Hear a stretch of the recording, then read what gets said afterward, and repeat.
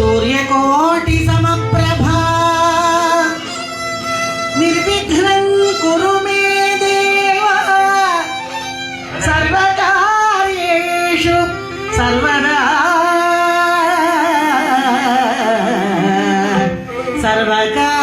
సర్వకార్యేషు సర్వదా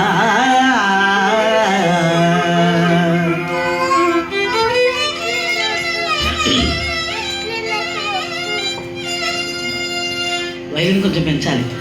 వన జయ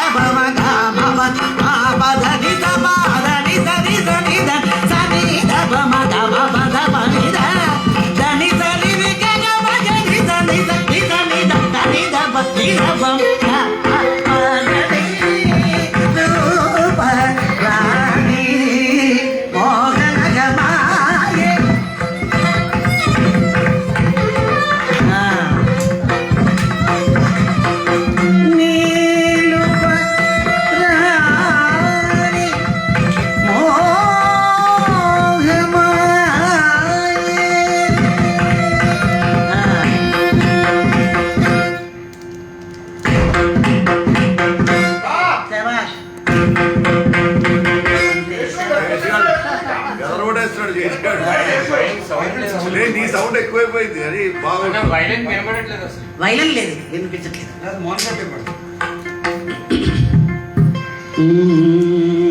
ఇది హంసధ్వని ప్రఖ్యాతి చెందిన కీర్తన, ముత్తుస్వామి దీక్షితారిది. వాదాపి గణపతిం భజే, వాదాపి గణపతిం భజే, వాదాపి గణపతిం భజే, వాదాపి గణపతిం భజే, వాదాపి గణపతిం భజే.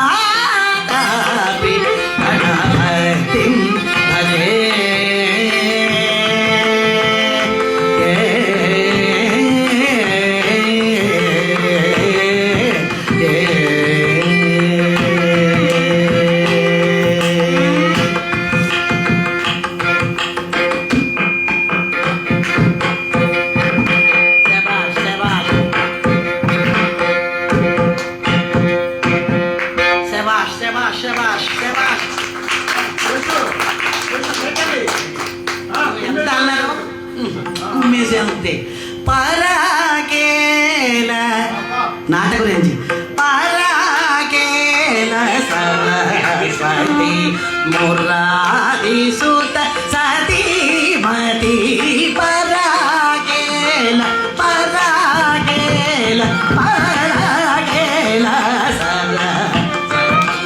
మురారి సుత సతీమతి పరాకేల సరస్వతి వీరానగా అంబ వీరానగా అంబ వీరానగా వరాల సగు పరాత్పరి కృపాకరి సన్నిధి నమః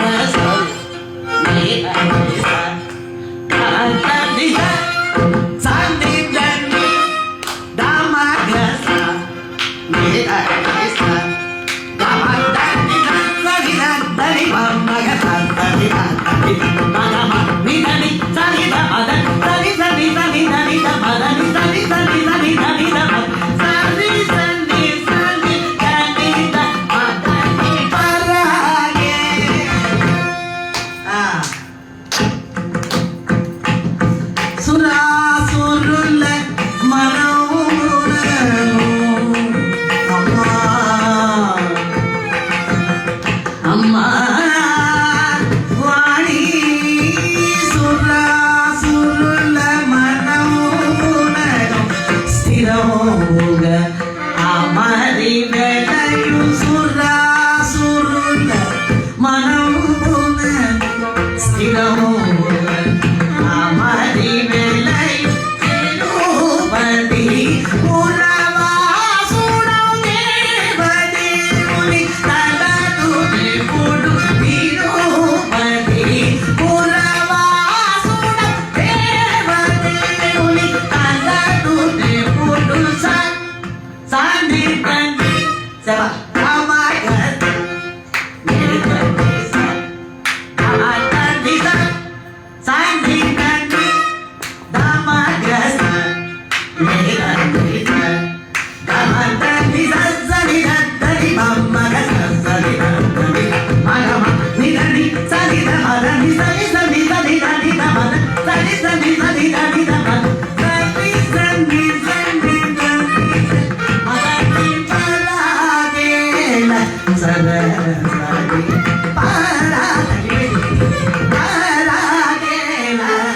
సరస్వతి మురారి సుత సతీమతి పరాకేల సరస్వతి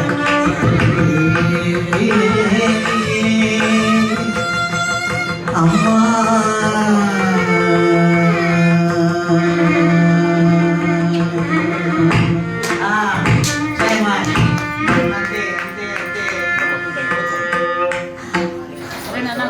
మైక్ పైకి చేయండి రా ఆ మైక్ని పైకి దాన్ని ఎలా చేస్తారు కాదు అది మైక్ని పైకి తిప్పాలి అది తిప్పాలి పైకి లేపాలి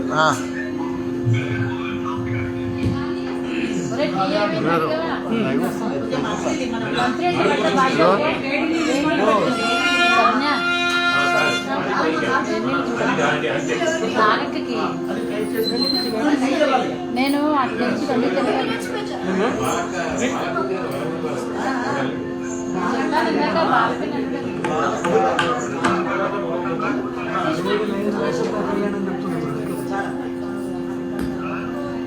థ్యాంక్ యూ అన్నారు కొత్త కొత్త సరేనే పాపం దాని ముందు వేడి మంచులు పట్టాలి దానికి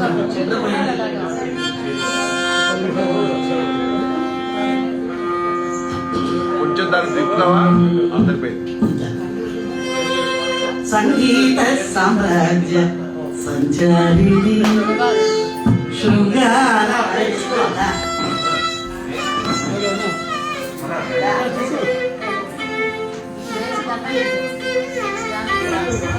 వేసి దండం పెట్టు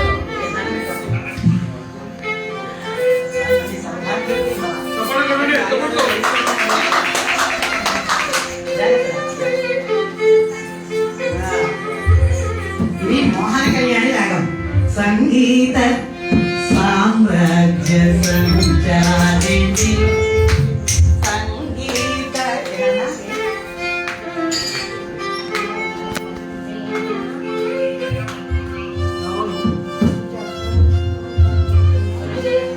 శృంగార శృంగేరి పురవాసిని సంగీత సామ్రాజ్య సంచారిణి శృంగార శృంగేరి పురవాసిని సంగీత సామ్రాజ్య సంచారిణి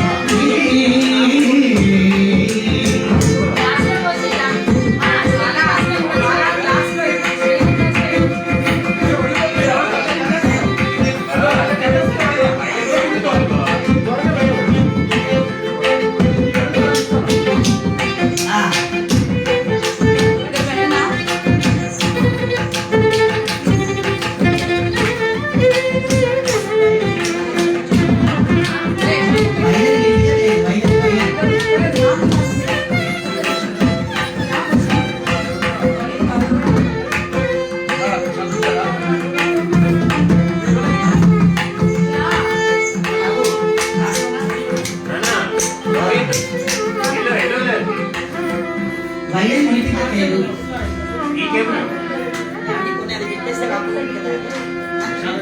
నెంబర్ ఉందా నేను కేబుల్ నెంబర్ ఉందా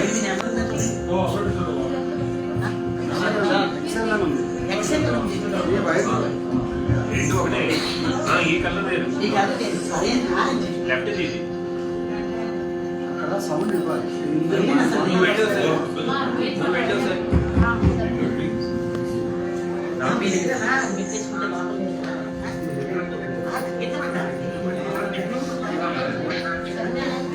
లైవ్ వస్తుంది. లైవ్ పెట్టాను. లైవ్ పెట్టాను. నాకు నెమ్మదిగా పట్టుకుంది.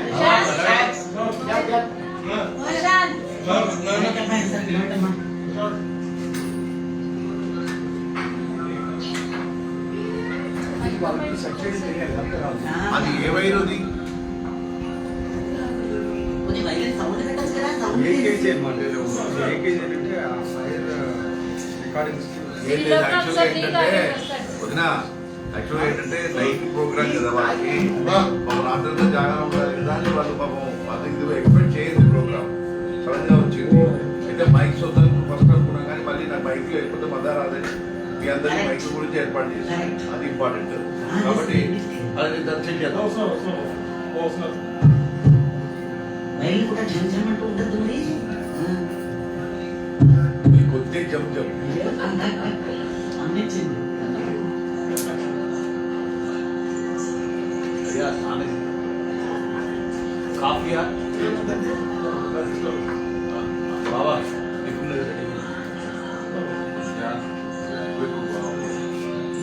ఫేస్బుక్ ఉందా? ఫేస్బుక్ లేదండి నాకు. లైవ్ వస్తుంది. లైవ్ వస్తుందా? Very good very good. Facebook అంత దూరం కదా మేము కానీ యూట్యూబే. యూట్యూబ్ లో వస్తుంది ఇదంతా. అందరంతా యూట్యూబ్ లో వస్తుంది. Very good very good very fine. ఆయన అసలు మా ఇంట్లో ప్రతి శివరాత్రి పెడుతున్నారు. 2 ఏళ్ళ నుంచి 3 ఏళ్ళ నుంచి పెడుతున్నారు. అయినా నాగలక్ష్మి యూట్యూబ్ చాలా కథలు ఉన్నాయి. ఏం నాగలక్ష్మి హరికథలు కొడితే చాలా హరికథలు వస్తాయి అందులో. ఇక్కడ పెట్టేసాను. దీన్ని పెట్టేసావా అదే కేబుల్ కదా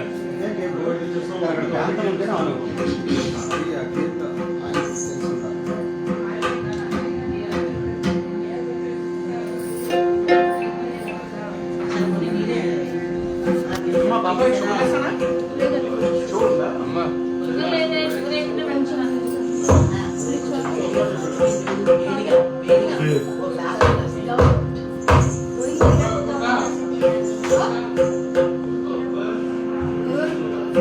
నాగరికత కుర్చీలో కూర్చోమంటున్నావా? అదే అంటారు అదే కుర్చీలో కూర్చుంటే దానికి హుషారు రాదు. కూర్చోయి కదా ఇవాళ తాగింది. చెప్తాడు అదే మైక్ ఎంత ప్రాబ్లం చేస్తున్నాడు. ఏమండి మురళి అని చేశారు చేశాను కానీ అక్కడ ప్రాంతం అనేది ఒకటి ఉంటుంది. అది ఉందో లేదో ఆయనకి తెలియదు. మనకి మనిషి లేదు. ప్రశాంత్ లేదా?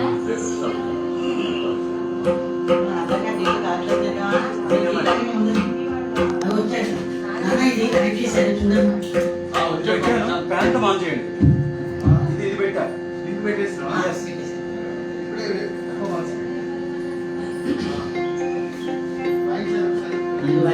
ఇది కంటిన్యూ ఇంకా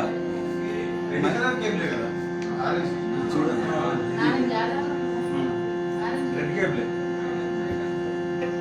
మీకు మానిటర్లో వినిపించాలి సౌండ్ ఈ సూపర్గా ఉంది. కానీ ఇది చాలా బాగుంది.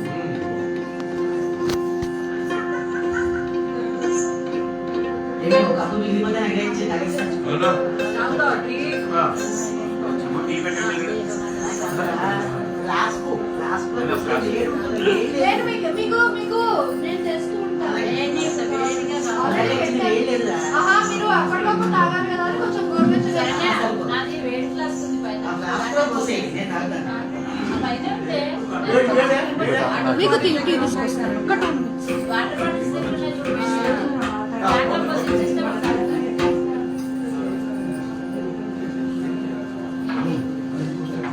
నాకు వేడే నీకు అవసరం చెప్పలేదు అడుగుతున్నాను చల్లగుంటాయి, అలా వేడి ఉండదు. వస్తే సరే లాస్ట్లో ఉంటుంది అక్కడ వేడి ఉండదు.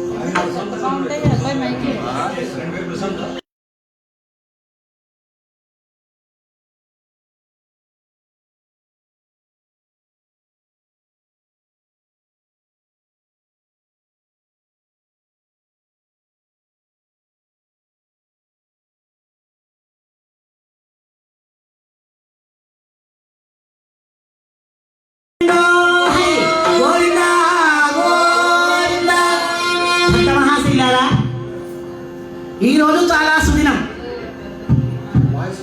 బాబు. ప్రశాంతంగా ఉండని నాయన మైకిలాగా సెట్ చేసేసి ఉంచే అంతే, సెట్ చేసేసి ఉంచే నాన్న. ఏం తగ్గ నీకు బాగోదు తగ్గితే. ఎందుకంటే మహాశివరాత్రి, మహా అంటే చాలా గొప్పదైనా అని అర్థం. ప్రతి నెల ఓ శివరాత్రి వస్తుంది, దానిని మాస శివరాత్రి అంట.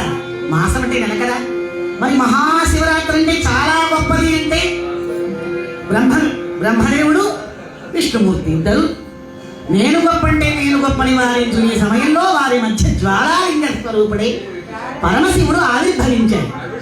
అర్ధరాత్రి 12 గంటల సమయంలో దాన్నే లింగోద్భవ సమయం అంటారు. అందువల్లే మహాశివరాత్రిగా పేరుగాంచింది. ఈరోజు మహాపర్వదినం. యద్దినం హరిహర పీయూష పానవర్జితం తద్దినం దుర్దినం. ఏ రోజైతే హరిహరుల నామస్మరణ అనమో వినమో ఆ రోజు చాలా చెడ్డ రోజు. మరి ఈ రోజు చాలా మంచి రోజు. మానవ జన్మ ఎత్తినందుకు భగవన్నామస్మరణ అనాలి, వినాలి. లేకపోతే ఎందుకు శరీరం అనవసరం. కాబట్టి జంతువులకి మనకి తేడా ఏమిటి అంటే ఇదే తేడా. భగవన్నామస్మరణ అంటూ వింటూ తరించే యోగ్యత, ఆ అదృష్టం మానవ శరీరం ద్వారా మనకి లభించింది. జంతువునాం నరజన్మ దుర్లభం. కాబట్టి భక్త మహాశైలారా, ఈ పరమ పవిత్రమైన ఈ రోజున పరమశివుడు, శివుడు ఆజ్ఞ లేనిదే చేమైనా కుట్టదు అంటారు. ఆశ్చర్యకరంగా కాళహస్తిలో కథ చెప్పాల్సిన నేను కాళేశ్వరం మానుకుని విచిత్రంగా ఇలా తిప్పాడు. భగవంతుడి లీల అత్యంత విచిత్రం నిజంగా. అలా పరమేశ్వర అనుగ్రహంతో, ఆయన సంకల్పంతో ఈరోజు మా బంధువులు ఇంతమంది ఉన్నారు కానీ, ఇన్ని పెళ్ళిళ్ళు జరిగాయి కానీ, ఇన్ని ఉపనయనాలు జరిగాయి కానీ, ఏ ఒక్కరు రామా రామా మన నాగలక్ష్మి ఉంది, తన చేత కళాకారం చేయిద్దాం, ఎంతో కష్టపడితే కానీ ఒక కళాకారుడు తయారవరు. ఇన్ని సంవత్సరాల కఠోర దీక్ష శ్రమ, ఆ బుర్రతో ఎంత ఆలోచించి ఎంత చేస్తే వాడికి ఆ మృదంగం నాకే కథ ఆయనకి ఆ వైద్యం చేయి. కళాకారులు తయారవ్వాలంటే తయారవ్వదు, చాలా కష్టం. అందువల్ల మన నాగలక్ష్మి, మన బావగారు అమ్మాయి, ఆ అమ్మాయికి అవకాశం ఇద్దాం అని మా ముక్కామల పైడిరాజు, ఆ పద్మావతి దంపతులు వాళ్ళు ఎప్పుడూ కూడా నా గురించి ఆలోచిస్తూ, అది ఏమిటో పూర్వజన్మ సుకృతమో ఏమిటో, నిజంగానే మనం పూర్వజన్మలో తల్లి కూతుళ్ళమో తండ్రి కూతుళ్ళమో ఏదో మొత్తం మీద ఆ అనుబంధం అలా సాగుతోంది ఈ జన్మ కూడా. కాబట్టి మరి ఈరోజు ఈ చక్కటి సాయంత్రం హాయిగా ఆనందంగా మనసులో అనుకున్నాను. నేను ఎప్పుడు పార్వతీ కళ్యాణం చెప్తున్నాను, రామాయణంలో సీతా కళ్యాణం చెప్తే బాగుంటుందేమో, మన రాజు వాళ్ళు వింటారని. అలా నువ్వు అన్నావు పొద్దున, నేను చాలా సంతోషించాను. కాబట్టి ఈరోజు మన కథాంశం సీతా కళ్యాణం. చాలా చక్కగా ఉంటుంది కథాంశం. విననివాడు దురదృష్టవంతులు, విన్నవాడు అదృష్టవంతులు, అంతే. అది యోగం ఉండాలి వినాలన్నా. కాబట్టి భక్త మహాశీలారా, భగవంతుడి వినాలనే సంకల్పంతో నేను ఎప్పుడు చెప్తాను. జనార్దనుడి కోసం చెప్పాలి, జనం కోసం కాదు. అందువల్ల భక్త మహాశీలారా, మరి నాకు ఈ చక్కటి అపూర్వమైన అవకాశం కలిగించినటువంటి బ్రహ్మశ్రీ ముక్కావల పైడిరాజు గారికి, ఆయన పేరులోనే ఉంది పైడి, బంగారం, ఆయన మనసు బంగారం. కాబట్టి వారిని, వారి ధర్మపత్ని పద్మావతి గారిని, పార్వతీ పరమేశ్వరులు వాగర్ధాధిపతం వృత్తో వాగర్ధం ప్రతిపత్తయే జగతపితరౌ వందే పార్వతీ పరమేశ్వరం. అర్థానికి వాక్కులా, వాక్కుకి అర్థంలా తన శరీరంలో సగభాగం ఇచ్చి జగన్మాతను ఆదరించాడు మహాదేవుడు పరమేశ్వరుడు. వారి ఇరువురు కూడా, దంపతులిద్దరినీ కూడా ఆయుర ఆరోగ్య ఐశ్వర్యంలో సరి కాపాడుగా కానీ ప్రార్థిస్తూ ఇటువంటి సత్కార్యాలు చేస్తున్నారు కాబట్టి వృద్ధిలోకి వస్తున్నారు. కాబట్టి ఆ ఐశ్వర్యాన్ని ఎలా వినియోగించాలో తెలియాలి. ఇతరత్వ ఏ రకాలైనా వినియోగించుకోవచ్చు, వేటాడచ్చు, తాగచ్చు, ఏదైనా చేయొచ్చు, అలా తగలెట్టుకోవచ్చు డబ్బు. కానీ ధర్మకార్యాల కోసం ధనాన్ని వినియోగించాలి అనే ఆలోచన ఏ తక్కువ మందికి, ఎవరికో నూటికో కోటికో వస్తుంది. అందువల్ల ఈ చక్కటి మార్గంలో ఉన్నారు. అదాన దోషేణ భయే దరిద్రత, దరిద్ర దోషేణ కరోతి పాపం, పాపాదవశ్యం నరకం ప్రియాతి, పునర్దరిద్రీ పునరేవ పాపి. దానం చేయకపోతే దరిద్రం సంభవిస్తుంది, అది ఎటువంటి మహాపాపాన్నైనా చేయిస్తుంది. ఆ పాపం వల్ల మళ్ళీ దరిద్రం సంభవిస్తుంది, దానివల్ల నరకం, నరకం వల్ల పాపం. ఓ సైకిల్ చక్రంలా గిర్రు తిరుగుతూ ఉంటాయి. దీనికి మూలం దానం. అందువల్ల ఎంతున్నా, కోటీశ్వరులు ఉన్నా సరే ఆ దాన బుద్ధి లేకపోతే వాడి గంజిని తాగలేడు వాడు. అందువల్ల వారి ఊరికి కూడా, వారి సంతానానికి, ఆ తరతరాలు కూడా దానబుద్ధి వారిని భగవంతుడు అనుగ్రహించాలని, ఇంకా వృద్ధిలోకి వచ్చి ఇంకా ధర్మకార్యాలు ఇంకా చేయాలని మనస్ఫూర్తిగా కోరుకుంటూ వారిని నేను ఆశీర్వదిస్తూ, నాకన్నా చిన్నవాళ్ళు వాళ్ళిద్దరినీ నేను ఆశీర్వదిస్తున్నాను. కథాగాన ప్రవేశం చేస్తున్నాను. జై శ్రీమద్రమారమణ గోవిందో గోవింద గోవింద. హర హర హర మహాదేవ, హర నమ పార్వతీపతయే శంభో శంకర. వాయినంపై సహకరిస్తున్న వారు మురళి గారు మాకు చిరపరిచితులు. ఆయన చక్కగా వివేకానందంగా ఉన్నారు, చక్కగా కట్టులు కొట్టు చక్కగా ఉన్నారు. వివేకానందుడు వచ్చి కూర్చుని వైద్యులు వాయిస్తున్నట్టుంది. అలాగే మా సుసర్ల శేషలక్ష్మి నరసింహ శర్మ గారు, మా తమ్ముడు గారు బయట ఎంత చిలిపితనమో, ఎంత హుషారో, ఇక్కడ అంత సాక్షాత్ పరమేశ్వరుడు వచ్చి మృదంగంపై సహకరిస్తున్నట్టుంది. ఆ నాదం అంత బాగుంది. నాదోపాసనాయ దేవాయ బ్రహ్మ విష్ణు మహేశ్వర. నాదోపాసన మాత్రము చేతనే బ్రహ్మ విష్ణు మహేశ్వరులు సంతోషిస్తారట. నువ్వు ఎన్ని ప్రోగ్రాంలు పెట్టు, ఏం చెయ్యి, ఈ నాదం కావాలి పార్వతీ పరమేశ్వరునికి. కాబట్టి ఆయన నాట్యం, ఆవిడ లాస్యం. నాట్యం అంటే చాలా చక్కగా హంగుగా ఆర్భాటంగా చేసేదాన్ని నాట్యం ఉంటారు, చాలా సుకుమారంగా సున్నితంగా చేసేదాన్ని లాస్యము ఉంటారు. అలా ఆ పార్వతీ పరమేశ్వరుని మనందరినీ కరుణించాలి. భక్త మహాశివులారా, ఈనాటి మన కథాంశం సీతా కళ్యాణం. హరికథా పితామహులు శ్రీమరాజార ఆదిభట్ట నారాయణదాస వర్యులు యథార్థ రామాయణం రచించారు. ఇది యథార్థం అన్నారు, ఇదే నిజం అన్నారు. ఎన్నో రామాయణాలు ఉన్నాయి. మొల రామాయణం, భాస్కర రామాయణం, రంగనాథ రామాయణం, హనుమత్ రామాయణం మొదలగు ఎన్నో ఉన్నాయి. అది కాక వాల్మీకి మహర్షి 24,000 శ్లోకాలతో ఆది కావ్యాన్ని రచించారు, ఆదికవి. మరి అన్ని రామాయణాల్లోనూ కూడా మా హరిదాసులకి మా హరికథా పితామహులు ప్రసాదించింది ఈ యథార్థ రామాయణం. ఆ యథార్థ రామాయణంలో బాలకాండలో ఈ సీతా కళ్యాణ ఘట్టం ఉంది. విని ఆనందిస్తారని మనస్ఫూర్తిగా ప్రార్థిస్తూ, జై శ్రీమంత్రమారమణ గోవిందో హరి గోవింద గోవింద. సీతా కళ్యాణ విశేష వినోదము, సీతా కళ్యాణ విశేష వినోదము, చెబుతా విందుగా వినిపించట అల్లింపవలయు సీతా కళ్యాణ.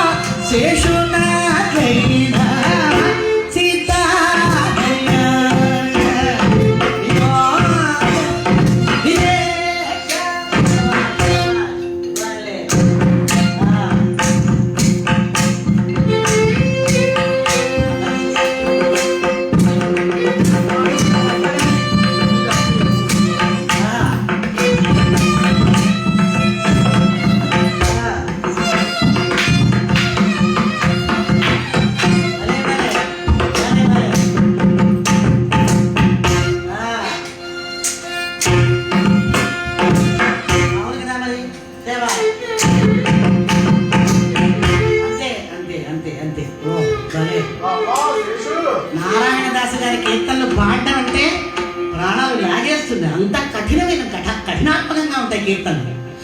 మరి భక్త మహాశీలారా, మహానుభావుడు దశరథ మహారాజు పుత్ర సంతానం లేదే అని విచారించి తన 60,000 సంవత్సరాల ముదివగ్గైన వయస్సులో వశిష్ఠ మహర్షి బ్రహ్మగా, ఋష్యశృంగ మహర్షి ఆధ్వర్యంలో పుత్రకామేష్టి నిర్వహించాడు. ఇష్టి అంటే యాగం, పుత్రులు కావాలనే కోరికతో చేసేటటువంటిది పుత్రకామేష్టి. ఆయన 3 భార్యలు కౌసల్య, సుమిత్ర, కైకేయి. ఆ 3 భార్యలతో కూడుకున్నవాడై ఆ భార్యలు కూడా చక్కగా పతి మాటకు ఎదురాడకుండా సతీ ధర్మాన్ని పాటిస్తూ పరమ పతివ్రతా శిరోమణులుగా ఉన్నారు. ఈ 3 కాక ఈయనకి దశరథ మహారాజుకి 350 మంది భార్యలు ఉన్నారు. ఒక భార్యతోనే వేగలేకపోతున్నాడు రా ఆయన, ఆ 350 మందితో ఎలా వేగుతున్నాడు రా బాబు అని మనకి సందేహం కలగచ్చు. అప్పటి వారు వేరు, ఇప్పటి వారు వేరు. ఇది కలియుగం. కలియుగం ఇలాగే ఉంటుంది. ఎందుకంటే అహల్య ద్రౌపదీ తారా సీతా మండోదరీ తథ పంచకన్యాస్మరే నిత్యం కలిపాప ప్రనాశనం. అహల్య, ద్రౌపది, తార, సీత, మండోదరి మహాపతివ్రతలు పంచకన్యలు అయోనిజలు. అప్పటి వారి లక్షణాలు వేరు, ఈ కలియుగ లక్షణాలు వేరు. ఒక ఆవిడ భర్త పాపం హఠాత్తుగా పరమపదించాడు. స్నేహితురాలు అయ్యో పుట్టెడు దుఃఖంలో ఉందే ఫ్రెండు అని పరామర్శకు వచ్చింది. ఏమే నిన్నగాక మొన్న చూశాను మీ ఆయన్ని రైతు బజార్లో కూరలు కొంటున్నాడు, గుండులో ఉన్నాడు, అప్పుడు ఎలా పోయాడే అంది. అంటే ఆవిడంది ఏం చెప్పమంటావే, మొన్ననేమో కాలు తాగేస్తున్నాయంటూ ఇంటికి వచ్చారు, నిన్ననేమో కాలు నొక్కాను, నిన్ననేమో తల బద్దలైపోతుంది అంటూ ఇంటికి వచ్చాను, తల నొక్కాను, ఇవాళ గొంతులో ఏదోలా ఉంది అన్నారే, గొంతు నొక్కాను, వెళ్ళిపోయారు మహానుభావుడు. అంత ఈజీగా వెళ్ళిపోతాడు. నేను కల్లో కూడా అనుకోలేదు. నీ పాతివృత్యం మండిపోను, ఆ పీకేదో గట్టిగా నొక్కేసో వెళ్ళిపోయాడు మహానుభావుడు. పోలే అక్కడ కనపడతాడు అనుకుందాడు. ఇలాగే పక్కింటి వదిన గారితో పంకజం, వదిన గారు చూసారా మా ఆయన 11ంటికి 12ంటికి వస్తున్నారు, అర్ధరాత్రి కాపలగా కూర్చోవలసి వస్తోంది, భోజనం కూడా మానేసి కూర్చుంటున్నా నేను అంటే ఆవిడండి ఇదేమిటమ్మా మీ ఆయన లేటుగా వస్తే నువ్వు భోజనం మానేడు ఎందుకు, శుభ్రంగా తినేసి పడుకోవచ్చు కదా అంది. ఈవిడండి చాలా ఊరుకోదని గారు మా ఆయన వచ్చి వంట చేయకుండా నేను భోజనం ఎలా చేస్తానమ్మా అంది. ఆయన రావాలంట భోజనం వంట చేయాలి, అప్పుడు ఎంత బాగుంటుంది అలా. కానీ పాపం వీళ్ళు మహాపతివ్రతలు, వారు పుత్రకామేష్టి ద్వారా సత్సంతానాన్ని పొందారు. దుష్ట శిక్షణ శిష్ట రక్షణ కోసం భూలోకంలో దశరథ మహారాజు గర్భమందు శ్రీరామచంద్రమూర్తి శ్రీ మహావిష్ణువే ఆవిర్భవించారు. అతిరథ మహారుహులైన కుమారులను చూసి 60,000 సంవత్సరంలో పుత్రులు కలగడం సామాన్యమా? గర్వంతో మీసాలు దుమ్ముతున్నాడు మహారాజు. ఆహా నూనూగు ప్రాయముతో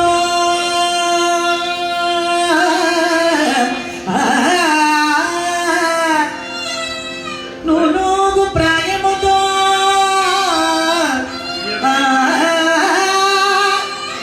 ఎల్ల నిద్దెల ఆరితీరిన తన ఆత్మలను కనుగొన్నప్పుడు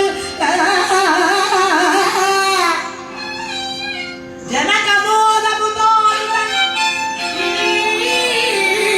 సమునుడు దశరథుండు అతని సుతులందరి యందు లోకైక వీరాగ్రణి అఖిల సుగుణ నిధియు సౌందర్య వినిర్జిత నవమన్మధుడము రాముని మీద దొడ్డ ప్రేమ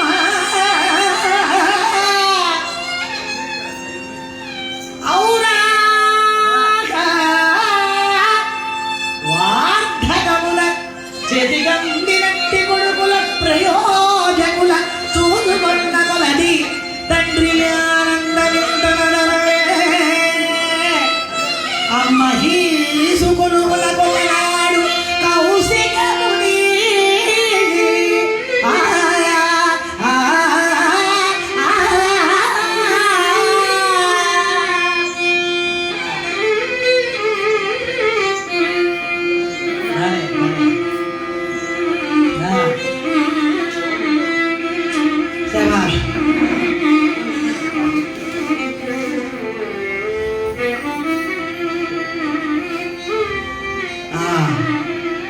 అంతే నూనూగు ప్రాయముతో సమస్త విద్యలయందు ఆరితేరిన తన 4 కుమారులను రామ లక్ష్మణ భరత శత్రుఘ్నులను చూచినప్పుడల్లా దశరథ మహారాజు ఆనందానికి మేరలేదు.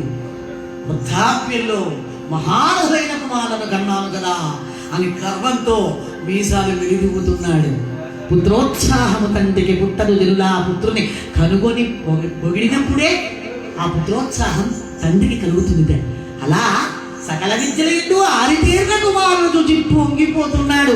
4 కుమారుల పట్ల సమానమైన ప్రేమ ఉన్న సకల సద్గుణ నిధి సకల జగన్మోహనుడు మహాపరాక్రమవంతుడు అయిన సాక్షాత్ భగవంతుడైన రామచంద్రమూర్తిపై అవ్యాజమైన ప్రేమ దశరథ మహారాజు. ఇది ఇలా ఉండగా విశ్వామిత్ర మహర్షి వస్తున్నాడండి. ఇక్కడి నుంచి అసలు కథ ప్రారంభం. ఆయన ఎలా ఉన్నాడు? ముడివడి గడ్డము మోగాళ్ళను రయ్యగా ముడివడి గడ్డం మోకాళ్ళను లయగా మడమలకు బలజడలు తగులా మొలచుట్టు పులితోలు ముంజేత జపమాల అడుగులను బావకోళ్ళ మొలుచుండే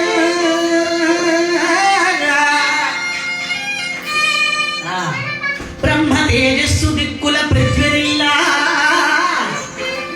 శోభరకు భయము భక్తి ఏడుపు మిగుల వచ్చి వచ్చి రాజసత్తుడై పలికెనిట్లు మధుర మేఘ గంభీర సంభాషణముల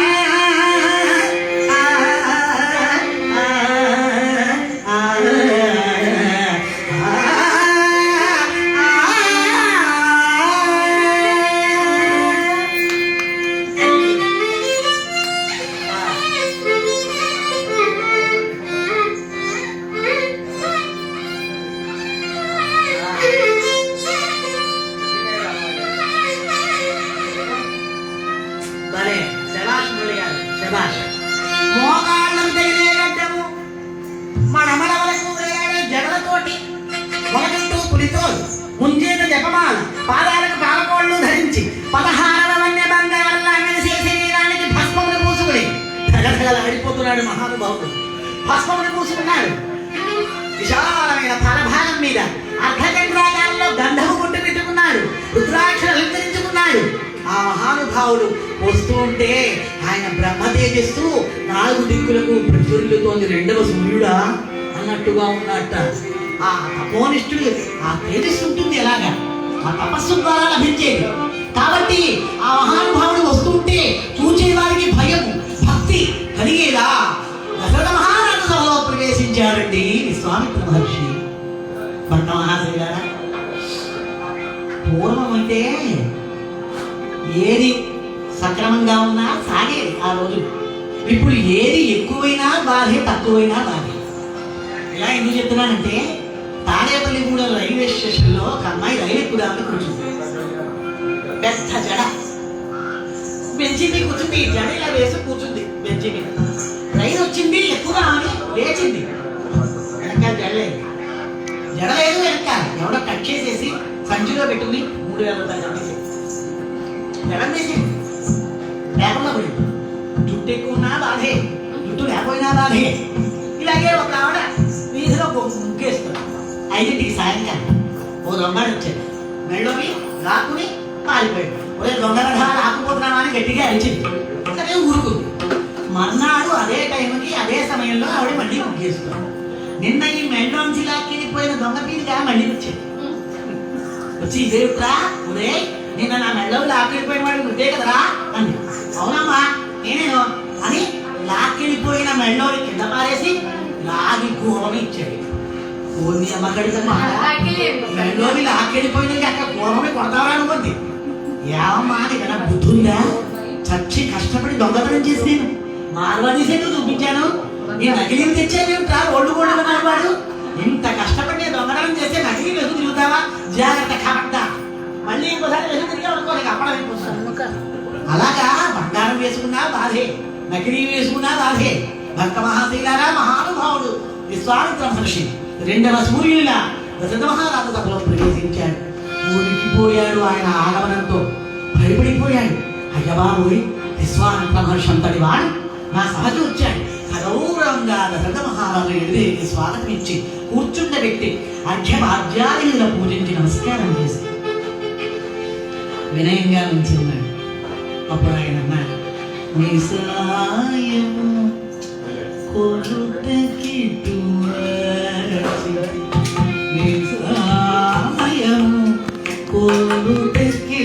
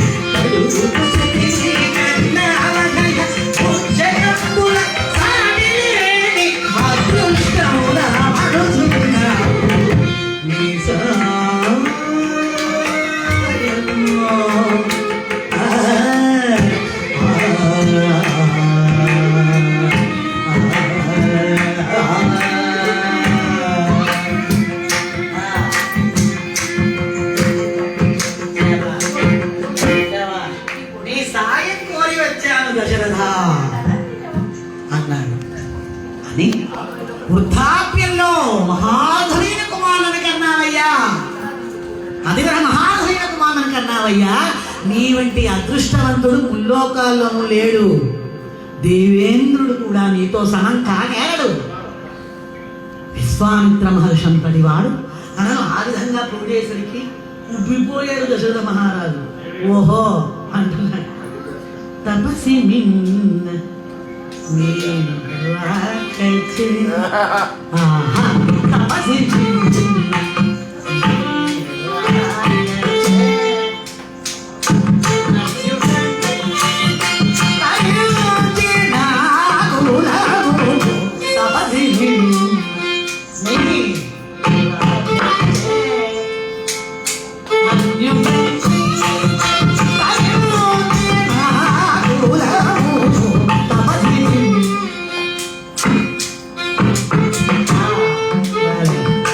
ఇప్పుడు నీ జవాచినటులో, ఇప్పుడు నీ జవాచినటులో ఏడుకోము నేనీరా చూడను తపసి.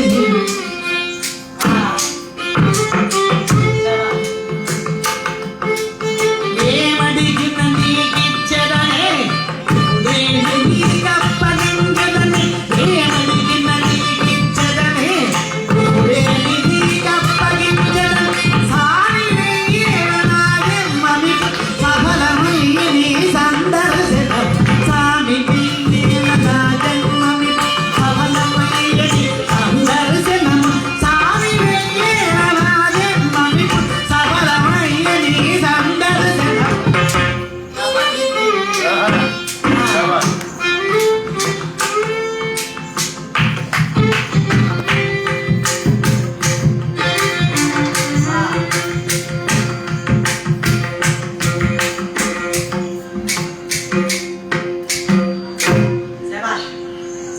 స్వామి, మీ రాక వల్ల నేను చాలా సంతోషించాను. మహదానందంగా ఉంది మీ రాక నా హృదయానికి. మీరు ఏమడిగినా ఇస్తాను. మీరు సామాన్యులా? అసామాన్యుడు. ఎందుకని? మహానుభావుడు పరమేశ్వరుని తపోనిష్టతో మెప్పించి అనేక దివ్యాస్త్రములు సంపాదించాడు విశ్వామిత్ర మహర్షి. సామాన్యుడు కాదు. ఆయన తండ్రి గాధి, తల్లి సత్యవతి. తండ్రి తర్వాత సింహాసనం ఎక్కి అడిగితే ఏటకెళ్ళే దాహం వేసింది. వశిష్ఠ మహర్షి ఆశ్రమం కనిపించింది. వెళ్ళి దాహం తీర్చుకున్నాడు. వశిష్ఠ మహర్షి అన్నాడు, నేను మీకు ఆతిథ్యం ఇస్తాను. ఈయనన్నాడు, బాబోయ్ చాలా సైన్యంతో వచ్చాను, నేను ససైన్యంగా వచ్చాను, నాకు వీరాతిథ్యం ఎలా ఇస్తారు అన్నాడు. ఏమీ పర్వాలేదు, సైన్యాన్ని చూడండి అన్నాడు ఆయన. ఆశ్చర్యపోయాడు. ఇది కరెక్టో ఉంది.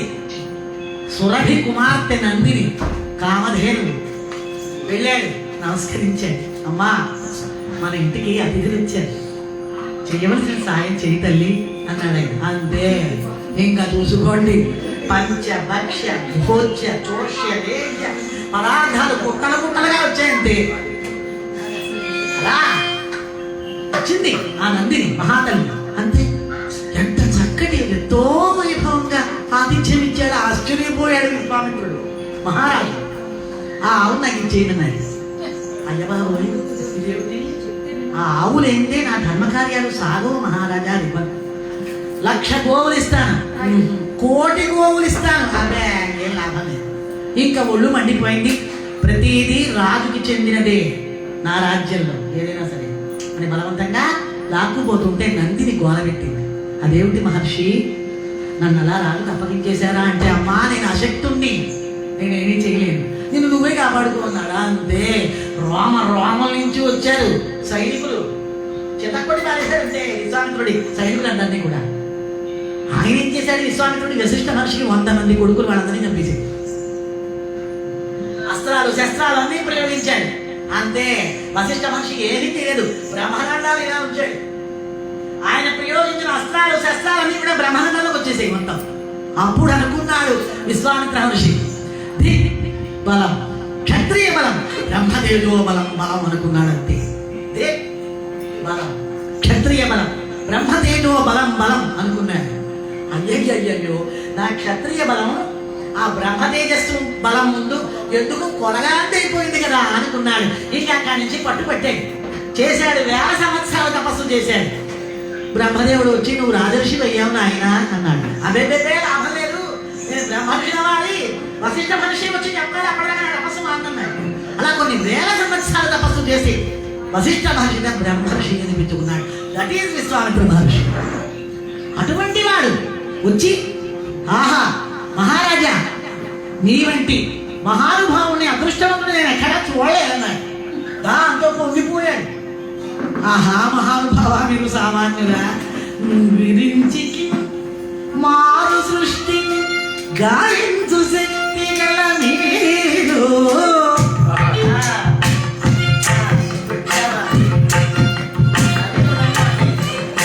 విరించి మారు సృష్టి గాయించు శక్తి గల మీరు సరిగట్టు ఇటు సాయము కోరినారు.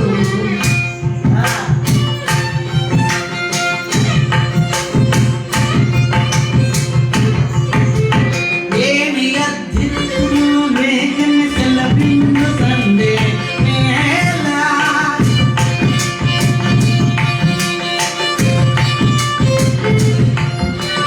సారి చల్లను వచ్చి ఉండగా రంగనన్నీలా.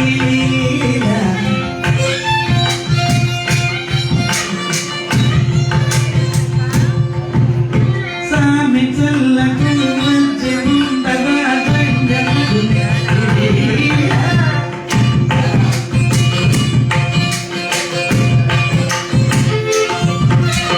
సారి చల్లకు వచ్చి ఉండగా రంగనన్నీలా.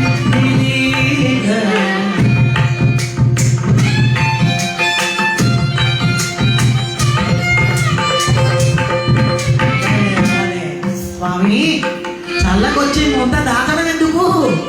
చెప్పండి, నీకేం కావాలో తప్పక ఇస్తాను, ఆఖరి నా ప్రాణాలైనా ఇచ్చేస్తాను అన్నాడు దశరథ మహారాజు. అప్పుడు విశ్వామిత్రుడు అన్నాడు, రాజా, సుందర రూపం, శ్యామల గాత్రము, కాకపక్షధరము, తం పుత్రం రామం జ్యేష్టం దాటు మరహసి అన్నాడు. పెద్ద బాంబు వేయించాడు అన్నట్టు. రాక్షసులు, తాటకి కుమారులు, మారీచ సుబాహులు నేను యజ్ఞ సంకల్పం చేసినప్పుడల్లా యాగానికి విఘ్నం చేస్తున్నారు మహారాజా. ఆ రాక్షసుల్ని సంహరించి నా యాగాన్ని కాపాడడం కోసం సుందర రూపుడు, శ్యామల గాత్రుడు, నీ మొట్టమొదటి కుమారుడు జ్యేష్ఠుడు రాముడు, అతన్ని నా వెంట పంపమని నిన్ను కోరడానికి వచ్చారయ్యా. అంతే, పిడుగు పడ్డట్టు గడ్డ గడ్డ గడ్డ వణికిపోయాడు దశరథ మహారాజు. చాలా బాధపడిపోయాడు. ఊన షోడశ వర్షోనే రామో రాజీవలోచన నా యుద్ధ యోగ్యతామస్య పశ్యామి సహరాక్షసై. 16 ఏళ్ళైనా రాని ముక్కు పచ్చలారని బాలుడు రాముడు అంత ఘోర రాక్షసుతో యుద్ధం చేయగలడా? మీరేమి అనుకోకండి స్వామి, నేను మీ వెంట వస్తాను, ససైన్యంగా వచ్చి ఆ రాక్షసుని చంపుతాను, మీ యాగాన్ని కాపాడతాను, అనుమతి ఇవ్వండి, అనుగ్రహించండి స్వామి అని పరిపరి విధాలుగా ప్రార్థించాడు. కాళ్ళ వెళ్ళబడ్డాడు. ఒళ్ళు మండిపోయింది విశ్వామిత్ర మహర్షికి. మండిపోయి ఎర్రయింత నక్క వినయ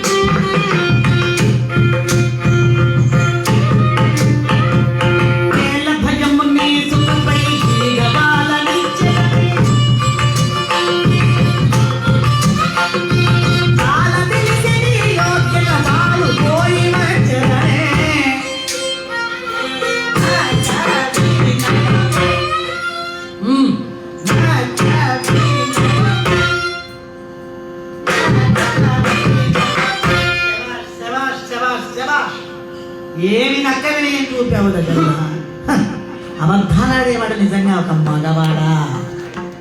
రాముడు నా పక్కనుంటే ఈగను కూడా ఆవిడ అనుభవిస్తాను. వచ్చి నీ యోగ్యత ఏమిటో నువ్వేమిటో తెలిసి కాకుస్థాన్వయ చేసినట్టి ప్రతినల్ కాకుస్థాన్వయ చేసినట్టి ప్రతినల్ కాపాడుకోలేక కారుణ్యము చూపుకుంటివిటో ఇదో నాకు వాడేటికి నీకి కష్టము లేరా వచనగ తిన్నీరిగెను బాంధవానీకము వల్ల సుఖీయోపును విద్యా ప్రతిజ్ఞుండవై ఆ ఆ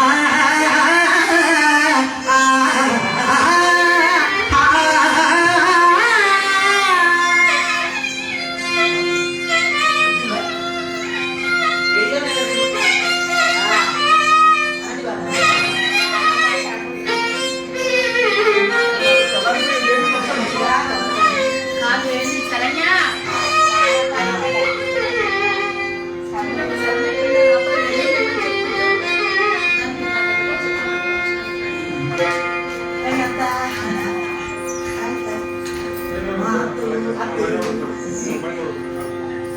కకుస్థవంశీయుడైన నీవు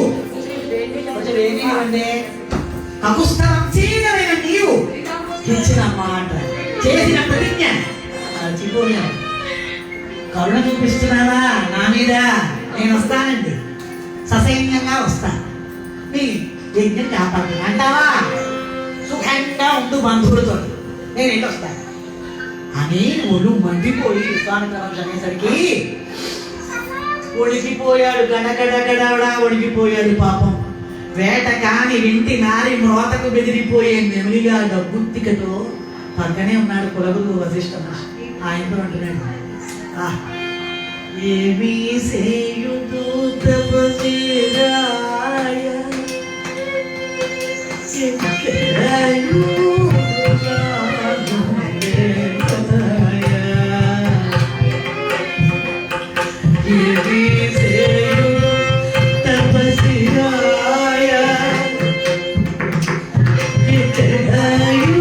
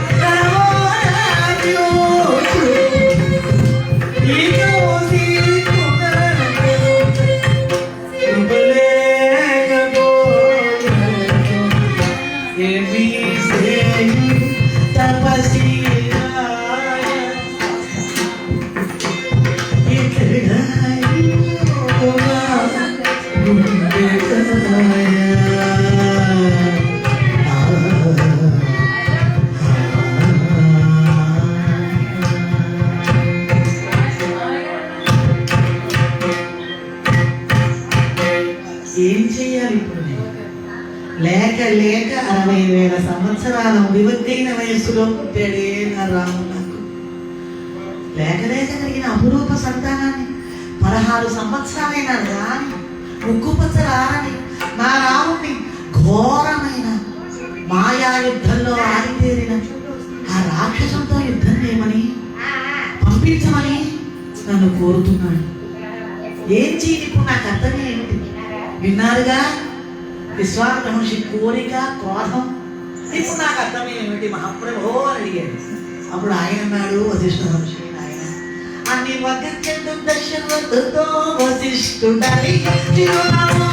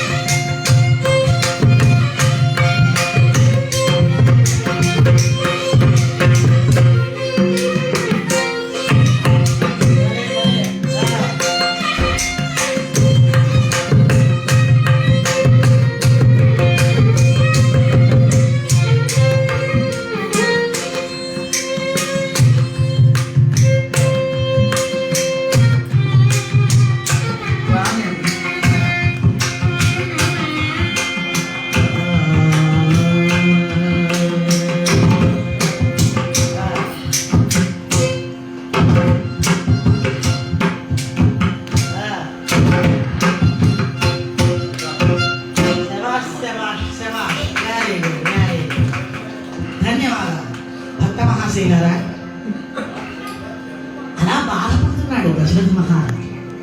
అప్పుడు వశిష్ఠ మహర్షి అన్నాడు, రాజా, శ్రీరామచంద్రమూర్తి యొక్క అవతార విశేషం నాకు విశ్వామిత్రునికి తప్ప మరొకరికి తెలియదు అన్నాడు. ఉన్నాయిగా అర్థం చెప్పాడు. విచారించు, నీ కుమారుని ఆయన వెంట పంపించు, ఆయన సామాన్యుడు కాడు. నీ కుమారునికి శుభం కలుగుతుంది, కళ్యాణం అవుతుంది, పంపించు అన్నాడు. ఆయన మాట పాటించి దశరథ మహారాజు రామలక్ష్మణులు ఇద్దరినీ కూడా విశ్వామిత్రుని వెంట పంపించాడు. రాజు, నాన్న రాజు, అరణ్యవనం వస్తుంది, నువ్వు ఇక్కడ కూర్చున్నా శ్రద్ధగా వినాలి. నువ్వు ఎక్కడికి వెళ్ళని నీలేదు, కూర్చో, అరణ్యవనం వస్తుంది ఎందుకంటే. సరే, రామలక్ష్మణుని వెంట పెట్టుకుని విశ్వామిత్ర మహర్షి కాలినడగన సరైనది ఏమి కానీ వెళ్ళాడు. అక్కడ రాత్రి విశ్రమించారు. తెల్లారి కౌసల్యా సుప్రజ రామా పూర్వా సంధ్యా ప్రవర్తతే ఉత్తిష్ఠ నరశార్దూల కర్తవ్యం దైవమాన్వితం.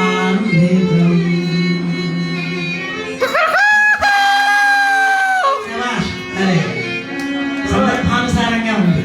కర్తవ్యం దైవమాన్వితం. Very good. కౌసల్యా సుప్రజారామ అనే ఎందుకన్నా ఆయన?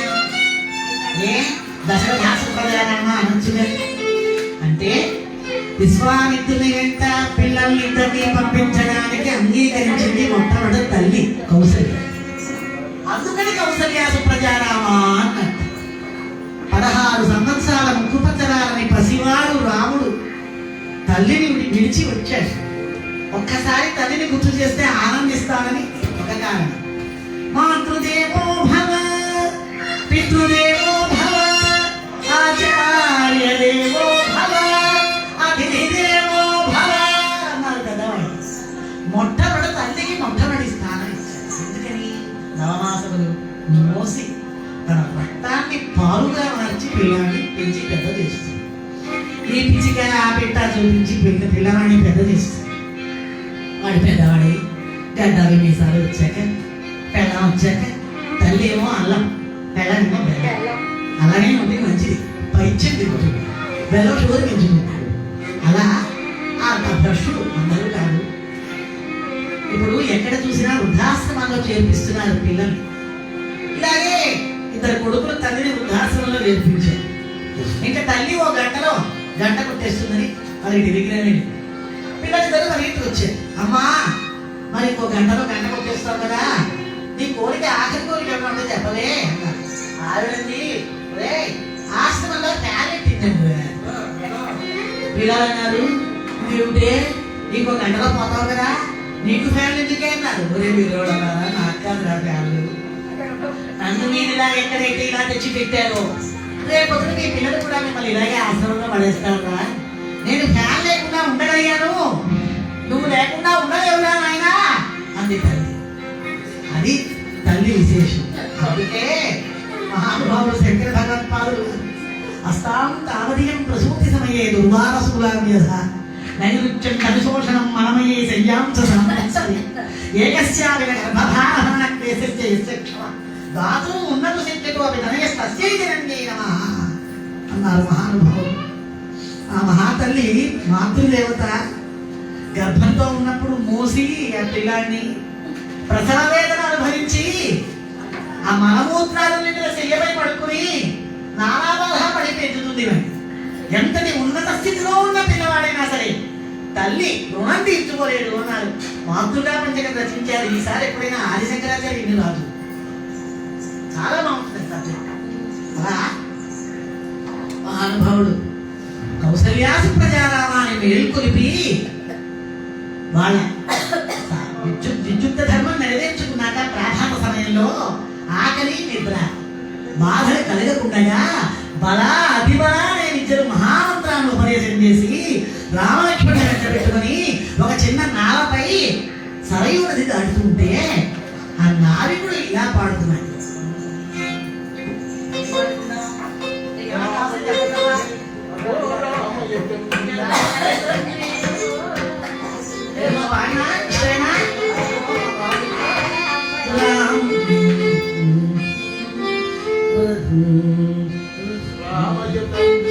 రామయ్య తండ్రి ఓ రామయ్య తండ్రి మా నోము తండ్రి తండ్రి రామయ్య తండ్రి మా సామి వంటి నువ్వేనే రామయ్య తండ్రి రామయ్య తండ్రి ఓ రామయ్య తండ్రి మా నోము తండ్రి తండ్రి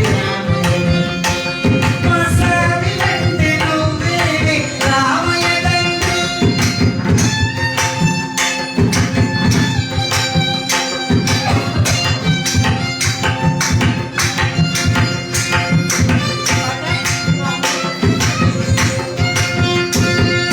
కాటకి నీ ఒక్కేన కూర్చావంట అరుని విల్లు ఒక దెబ్బకి తీసావంట కాటకి నీ ఒక్కేన కూర్చావంట అరుని విల్లు ఒక దెబ్బకి తీసావంట పరశురాముడంత ఉండి బాధని వినావంట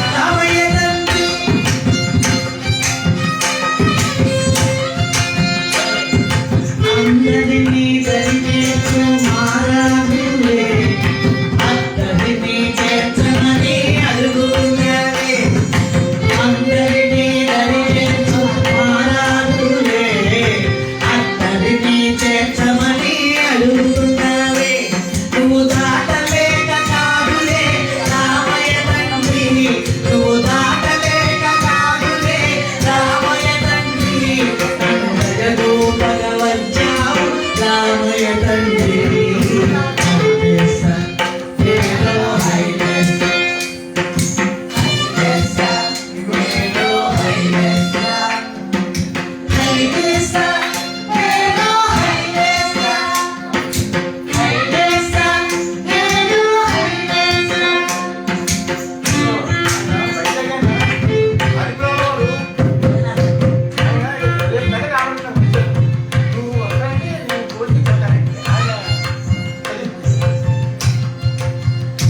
మా తాతగారు వైజాగ్ ఆయన. 95 ఏళ్ళు ఉన్నాయి. ఎవరు భగవంతుడు ఎప్పుడు ఎలా కలుగుతాడో చెప్పలేము ఏం కథ కావాలన్నారు? ఇలాగే నా ఇంట్లో పెట్టుకుంటారు కదా అది ఇవాళ శివరాత్రి నాడు అడిగారు. ఇవాళ అడిగారు కుదరలేదు రేపు రమ్మన్నారు. రేపు రమ్మన్నంత అలిపిరాల జగన్నాథ శర్మ గారు మహానుభావులు 97 ఏళ్ళు పైనే ఉంటాయి ఈనాటికి అగ్నిగారి నిర్వర్తిస్తున్నారు ఇంట్లో అమ్మవారు పీఠం ఉందండి జాతకాలు చెప్పుకుంటారు చాలా గొప్ప మహానుభావులు ఎక్కడ కలదైనా ఫోన్ పే ద్వారా 500 పంపిస్తూ ఉంటారు ఎక్కడ చెప్పు ఎక్కడ మంచిగా పెడతారు? ఆయన పంపిస్తూ ఉంటారు మహానుభావులు శ్రీరామనవమికి, వినాయక చవితికి ఆ మహానుభావుడు ఆశీస్సులు అరిపిరాల జగన్నాథ శర్మ గారు వారి కుటుంబం యావత్తు కూడా ఆ మహానుభావుడు నాకు 500 బహుకరించారు వారిని వారి కుటుంబ సభ్యుల్ని పార్వతీ పరమేశ్వరులు సీతారాములు ఎగవేళ ఐదారోగ్య ఐశ్వర్యం కాపాడలేక మనస్ఫూర్తిగా ప్రార్థిస్తున్నాను ఇటువంటి కొన్ని లక్షలు భగవంతుడి వారి కలిగి తరతరాలు దానబుద్ధి కలిగి ఉండాలని ప్రార్థిస్తున్నాను జై శ్రీమద్రమారమణ గోవిందో హరి గోవింద గోవింద సరయు నది దాటారు దాటుతుంటే పెద్ద శబ్దం ఏమిటా శబ్దం అని అడిగాడు రాముడు ఆయన తెలిసింది నాయనా బ్రహ్మదేవుడు కైలాసంలో మానస సరోవరం ఉండాలని మనసులోంచి పుట్టించాడు అదే మానస సరోవరం ఆ సరోవరంలోంచి ఒక పాయ బయలుదేరింది మానస సరోవరంలోంచి బయలుదేరింది కాబట్టి సరయు అని పేరు ఆ సరయు నది మీ అయోధ్యను చుట్టి గంగలో పడుతోంది బాగా ఎత్తురించి అది ఆ శబ్దం అన్నాడు ఏమే, ఇదో. అది ఆ శబ్దం అన్నాడు సరే అక్కడ స్థానవాస్తుగా ఉంది పరమశివుడు స్థానువులా కదలక మెదలక తమమాచరించిన ప్రదేశం కాబట్టి స్థానవాశ్రమం ఆ రాత్రి అక్కడ విశ్రమించారు తెల్లవారింది దండకారణ్యంలో ప్రవేశించారు రామలక్ష్మణులు విశ్వామిత్ర మహర్షి దానికి పేరు ఎలా వచ్చింది పూర్వం దొండు అనే దుష్టుడు దుర్మార్గుడు తండ్రికి ఎత్తేసాడు వాడిని రాజ్యం నుంచి. కొత్తగా ఓ రాజ్యం ఏర్పాటు చేసి వాడు అడవికి వేటకెళ్ళగా రాక్షస గురువైన శుక్రాచార్యుని రెండవ కూతురు అడవిని చూశాడు. మహాసౌందర్యవతి ఆమె బలాత్కరించగా రాక్షస గురువు శుక్రాచార్యుని వీడిని శపించాడు. మీ రాజ్యంలో 5 రోజుల పాటు అగ్నివర్షం కురిసి దగ్ధమైపోయాము మీ రాజ్యంలో శపించాడు. ఆ రాజ్యం కాస్త దగ్ధమైపోయి దండుడి పేరుతో దండకారణ్యంగా ఏర్పడింది. ఇంకొక వివరణ ఏంటంటే దేవేంద్రుడు వృత్తాసుని చంపాడు పూర్వం. వాడు బ్రాహ్మణుడు, బ్రహ్మహత్యామాలను చుట్టుకుంది వీరికి. దేవేంద్రుడు విపరీతమైన దాహం, విపరీతమైన ఆకలి, షుగర్ పేషెంట్ తయారయ్యాడు దేవేంద్రుడు. ఎన్ని పవిత్రమైన క్షేత్రాల్లో మునిగినా సరే ఆ బాధలు పోలేదు. విపరీతమైన దాహం, విపరీతమైన ఆకలి మలదా కలుగుచారంటే అది సంస్కృతంలో. ఇక్కడ గంగా సరయు కలిసి చోట స్నానం చేశాడు, ఆ 2 బాధలు పోయాయి. అందుకని మలదా కరువుశాల 2 రాజ్యాలు ఏర్పాటు చేశాడు. వారి అగస్త్య మహర్షిని పురోహితుడిగా పెట్టాడు. సరే ఇక్కడ ఇలా ఉండగా సుకేశుడు అనే యక్షుడు సంతానం కోసం, పుత్ర సంతానం కోసం బ్రహ్మదేవుని ప్రార్థిస్తున్నాడు. ఎంత చక్కటి కీర్తనలు, దీన్ని ఆస్వాదించేవారు కావాలి. ఎందుకు నేర్చుకోవడం? ఇంత కష్టపడి నేను నేర్చుకోవడం దేనికి? మీలాంటి వాడు వినివాడు ఉంటే మరి ఎంత సంతోషం, ఎంత ఆనందం.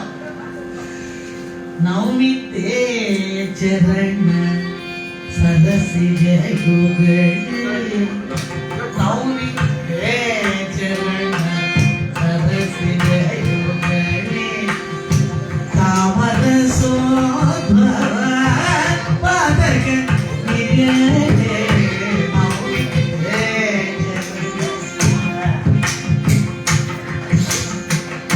కామిత జయ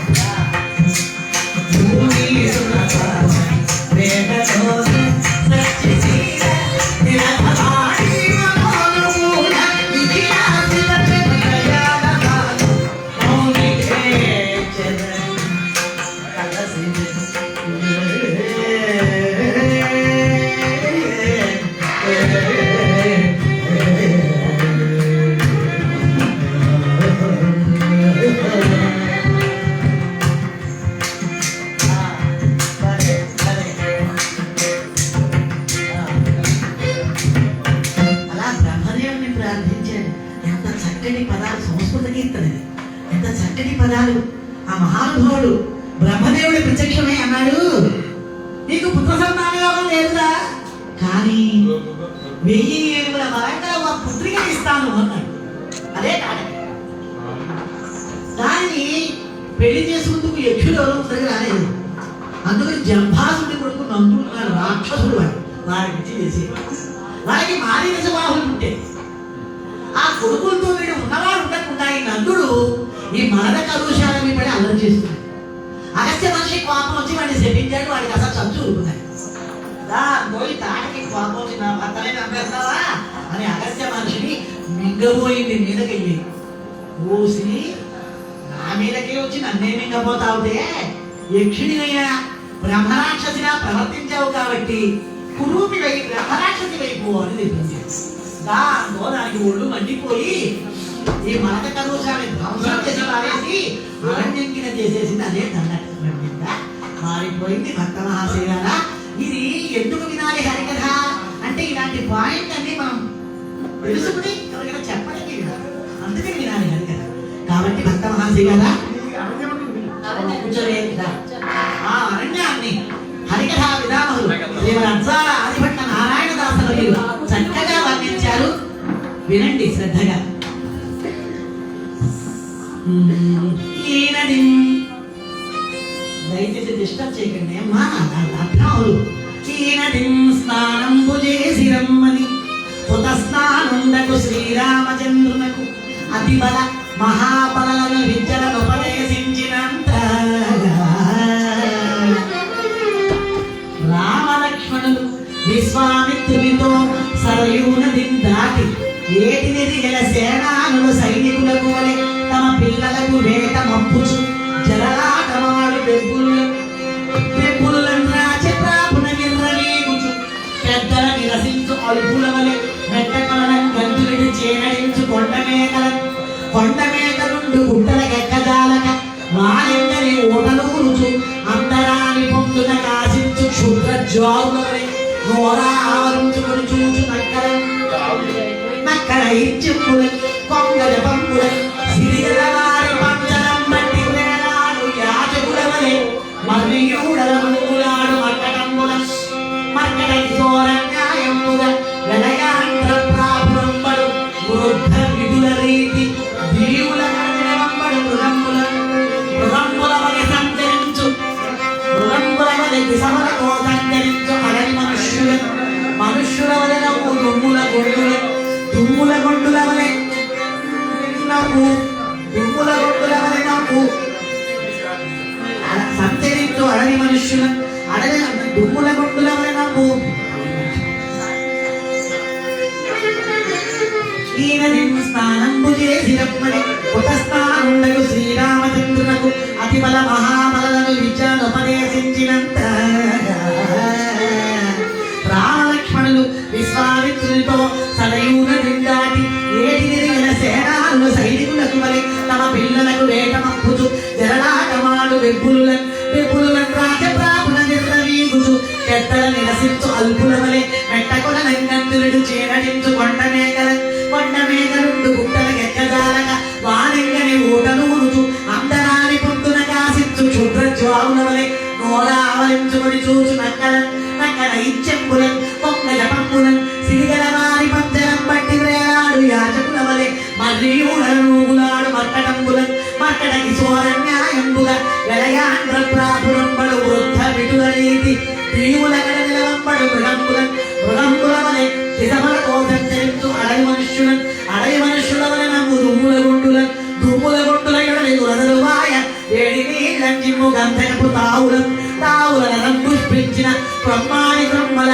జడుగు గడల వలె సులభంబుగా విరిచికొని ఏడుంగు కదుపుతూ చిగర్చులు సింగంబులు నోచాప బల్గుట్టు పొడగల వలె ముక్కులను చొప్పి కోరల చిక్కుబడిసలు మాంసము ముక్కలోడ పెరుగు లావుకలం బొంచి పట్టు పాముల ఖండించు ముంగులను జరగను సాడువంపుల గబ్బుల పట్టు కరి మూతి చిరు జాగిరంబులను సిగొల్పు వేటకాండ్ర చప్పరింపనుంకించు ఎలుగుబంటుల దిగగాల్చు మంటలం బరుపు కార్చిచ్చుల చల్లార్చు కొండ కాలువలను నీరగ పడనీక కారాకులరాల్చు కదంబ వృక్షముల నింటే కొండకచో కోటికాండ మండపం బోలి సూర్యరశ్మిరుంగక చిరుతుప్పైన గలుగక గాలికి పుంజే నున్నగా గుడవబడి కొట్టకచో పరోపకార పారీణ సాధు సంఘముల నీతి గుంపులు కట్టిన ఫలవృక్షముల నిండి కొట్టకచో సోర సైన్యంబు వారికి కంటక భూయిష్టమైన కోరిండ గంజ వెలురు మొదలగు పొరలు దిక్కిరిసి కొట్టకచో కొమ్ము బంతులు కొట్టి రొంపి జరలాడు జంతుల ఒక విధమైన ఆర్తధ్వనించి యుద్ధుండి లోనికి ఈడ్చుకుని పోవు మొసలంటుకొని తోటల కాము తప్పులై యోగి హృదయంబుల అభీరంబులై ప్రసన్నంబులై రాజధాక్షములరాగున రాణీయంబులై భేకరంబులై మధుర కవిగాయక స్వరమనోహరంబులైన సరోవరంబుల విరాజిల్లియో దారి ఇరు ప్రక్కల క్రిందు వీధుల యోజనంబుల వేళ వానకు ఏటికి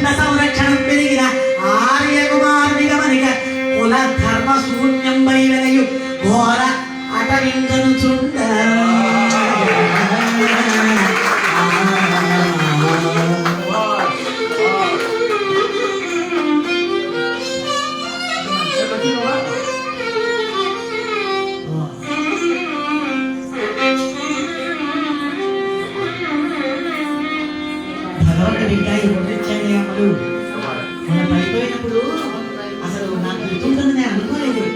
నిజం చెప్తున్నాను, రాముడు ఇంకా ఇలా వచ్చాడమ్మా. ఇలా అరణ్యమన్నా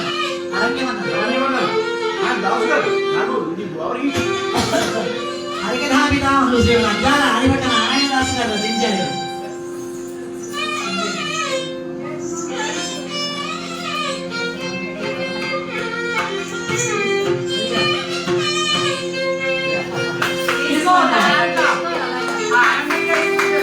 మా చిత్రాల గారి భార్య సుసల గోపాలకృష్ణమూర్తి గారు, వారి ధర్మపత్ని శ్రీమతి సుసల సూర్యప్రకాశమ్మ గారు, మా పిన్ని కళాభిమానంతో నీ కథ అంటే నాకు చాలా ఇష్టమే అని ఆవిడ ప్రత్యేకించి పాపం పనికెట్టుకుని ఒంట్లో బాగుండని మీద వచ్చి కూర్చున్నారు. ఆవిడ నన్ను ఆశీర్వదిస్తూ 500 రూపాయలు బహుకరించారు. అలాగే సహకార వాణిజ్య విద్వాంసులు ఇద్దరికీ కూడా చెరుకు 500 బహుకరించారు.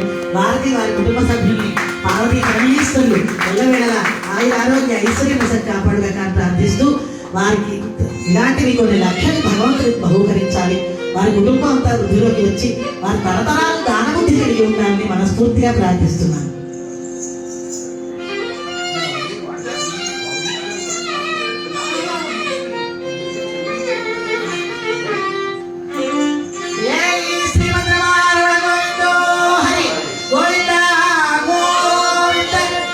గొప్ప విషయం ఏంటంటే ఈ అరణ్యం అన్నది ఎవరు చెప్పలేరు. ఎవరు చెప్పలేరు. మా తాత చెప్పేవారు. సుసల సోమశేఖర శర్మ భాగవతులు మా గురువు గారు, మా తాతగారు. ఆయన పెట్టిన భిక్ష మా తండ్రి గారు ఇంటి ఆయన పెట్టిన భిక్ష. అప్పట్లో నాకు దీని విలువ తెలిసేది కాదు. వద్దు తాత 7వ ఏట నుంచి నాకు వద్దు తాత నేను చదువుకుంటానని దాన్ని పాపం అలాగే అంటూ నా వెనకాల పడి బతిమాలి బావాని కొట్టి తిట్టి మొత్తం మీద ఎలాగే నేర్పించాడు ఆయన. ఆయన పేరు చెప్పుకుని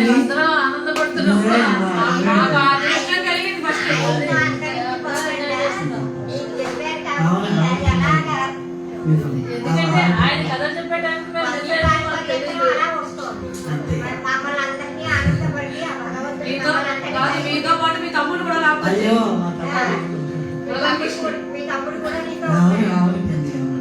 చాలా చక్కగా సహకరిస్తున్నారు. బ్రహ్మశ్రీ సుసర్గ శేషలక్ష్మీ నరసింహ శర్మ గారు మా తమ్ముడు.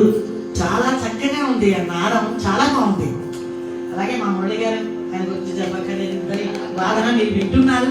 వారి పాండిత్యం, వారి ప్రతిభ, వారి సహకారంలో తెలుస్తోంది. అందుకే సహకార వాయిద్య విద్వాంసులు అన్నారు. కోటగారు అన్నారు పక్క వాయిద్యాలు పక్కా వాయిద్యాలని.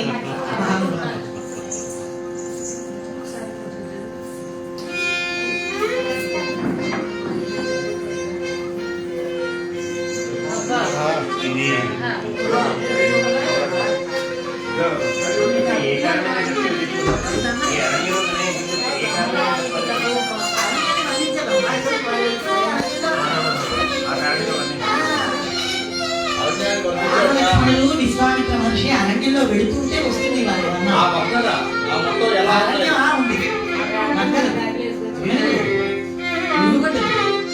అలాగే హైనా అంటే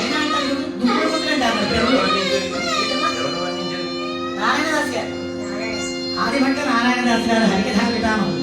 ఆయన వర్ణించారు ఈ కథ. ఆయనదే యథార్థ రామాయణంలో ఎక్కడైనా రుక్మిణీ కళ్యాణంలో కానీ ఎక్కడైనా అరణ్యం వస్తే కంపల్సరీ చెప్తారు. చాలా ఆనందిస్తారు పిన్ని దీనికి. చాలా కష్టం కూడా.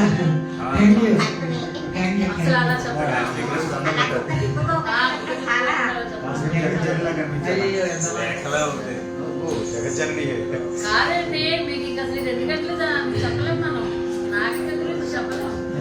అందుకే హైదరాబాద్ లో మా అక్క ఇక్కడ చెప్తున్నా మాకు ఒక ఫోన్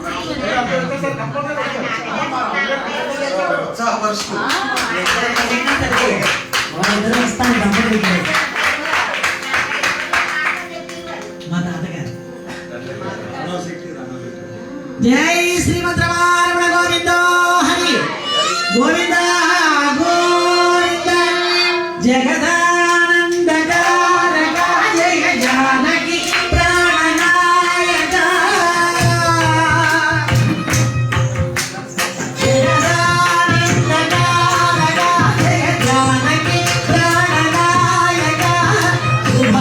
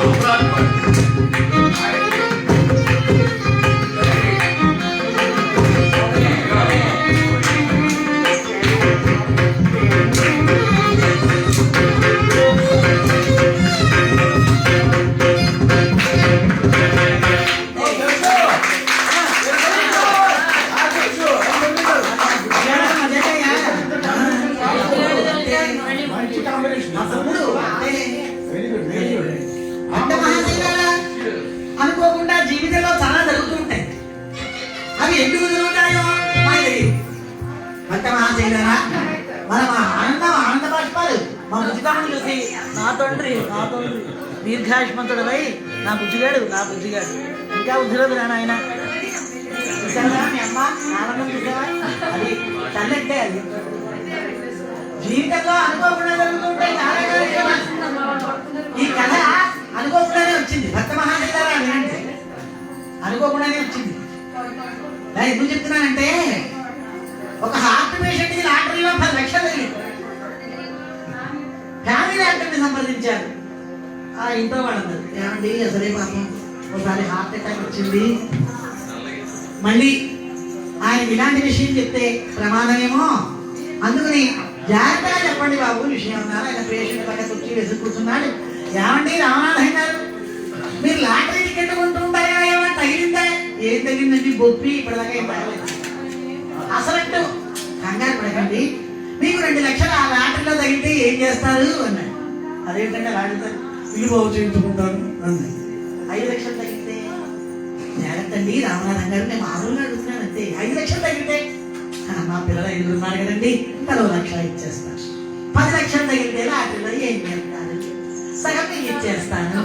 డాక్టర్ గారు ఇంతే అయిపోయింది, ఆయన మోసుకుపోయారు. అసలు పేషెంట్ హాయిగా అనుకోకుండా అన్ని దొరుకుతూ ఉంటాయి. ఏం చేస్తాం? ఇలాగే వాడు భగవంతుడి కోసం తపస్సు చేస్తాడు. దేవుడు ప్రత్యక్షమయ్యాడు. భక్త వరం కోరుకో అన్నాడు. వీడు అన్నాడు, నా చుట్టూ జనం ఉండాలి, నా చేతిలో చిల్లర బాగా ఉండాలి, నేను ఎక్కడ పడితే అక్కడికి వెళ్ళిపోవాలి అన్నాడు. తథాస్తు అన్నాడు భగవంతుడు. వాడు బస్సు కండక్టర్ అయిపోయాడు. వాడి కర్మగాన చుట్టూ జనం, చేతిలో చిల్లర, బస్సు వీడి కొట్టాడు. ఎక్కడ పడితే ఒకటే గేట్లో ఒకటే గోన. కాబట్టి అనుకోకుండా ఇలా జరుగుతూ ఉంటాయి. ఇది అనుకోకుండానే వచ్చింది కదా. విచిత్రం, చాలా విచిత్రం. దైవం ఎలాగైనా చేస్తాడు. అలా వంతమహాశయ ఆ ఘోరమైన అరణ్యాన్ని దాటారు. ఇంకా వినని ప్రవేశం. ప్రశాంతంగా కథ సాగుతోంది అంటే ఒక వినని వస్తుంది. వాల్మీకి మహర్షి రామాయణం అలాగా ఇక్కడ వినని ప్రవేశం. ఎవరా వినని? వచ్చు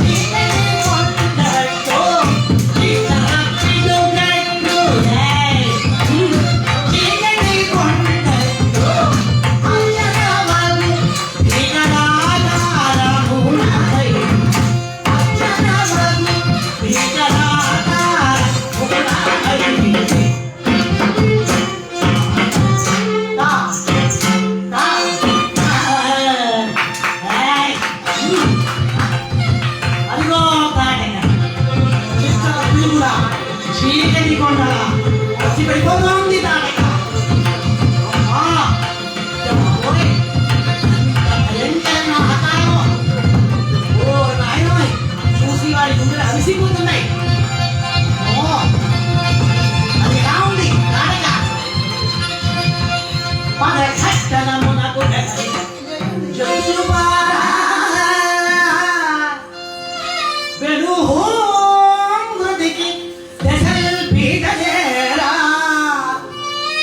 అడుగడుగునకు మధ్య ఆ పాటి ఈ పాటి గుట్టలు ఇముడుతుందా నరక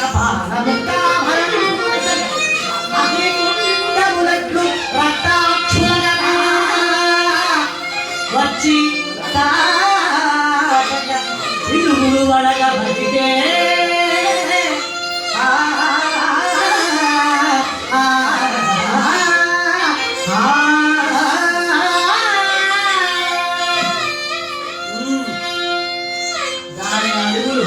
అడుగు తీసి అడుగు వేస్తుంటే దాని అడుగుల చెప్పుడికి సింహ శరభ శార్దూలాది జంతువులన్నీ బెదిరి పారిపోతున్నాయి.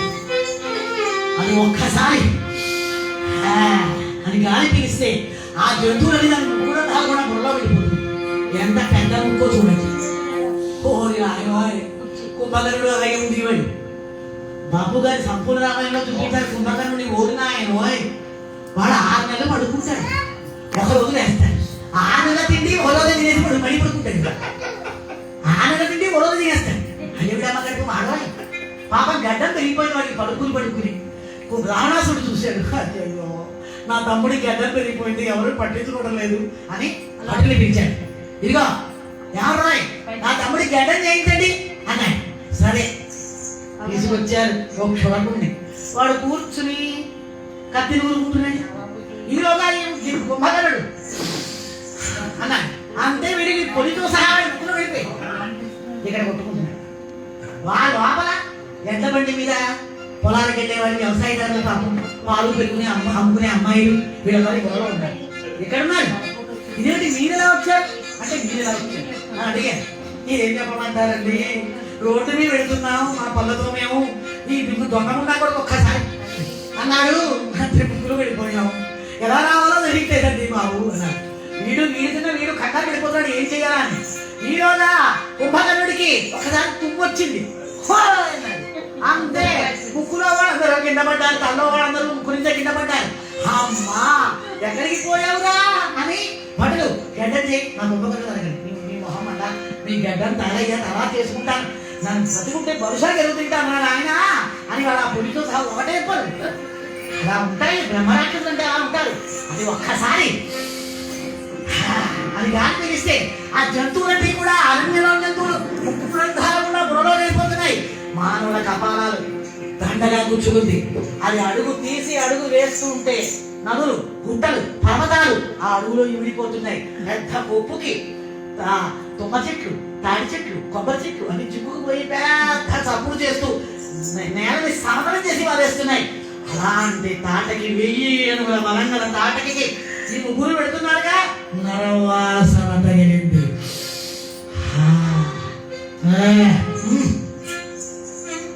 ఏమి నరవ అది కాస్త పుచ్చుకున్నప్పటికే మదిరా ఏమి నరవాసన ఎంత కమ్మన నరవాసన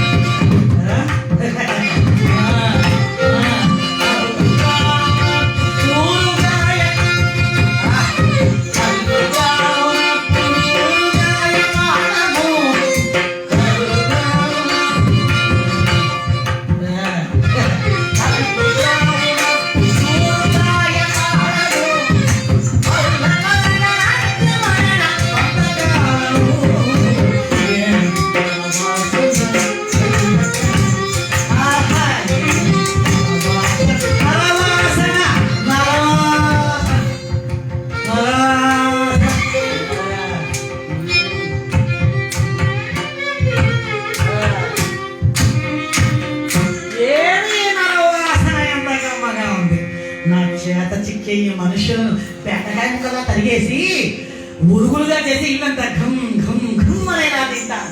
ఇలా మాంసపు ముక్కలు రక్తంలో ఊరేసి కళ్ళు తాగుతాను కదా, అప్పుడు నంచులు తింటాను. అవును వీళ్ళ పుర్రెలు, అవును వీళ్ళ పుర్రెలు ఉంటాయి కదా అన్నట్టు వీళ్ళ పుర్రెలు ముక్కు పొలకి పెట్టి ఉంటాను, మిగిలినవి దండగా వచ్చి మెళ్ళ వేస్తుంటాను.